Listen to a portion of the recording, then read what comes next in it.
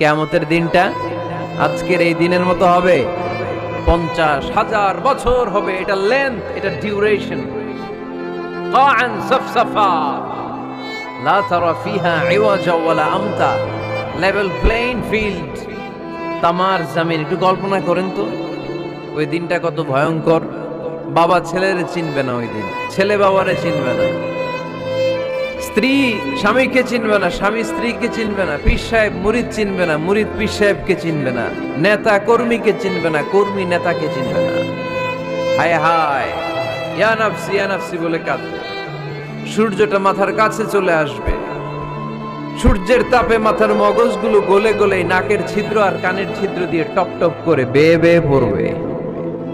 তৃষ্ণায় মানুষগুলো পাগল পাড়া, জিহ্বাটা বের হয়ে নাভি পর্যন্ত ঝুলতে থাকবে। সেদিন সবাই পাগলের মতো ছুটতে থাকবে।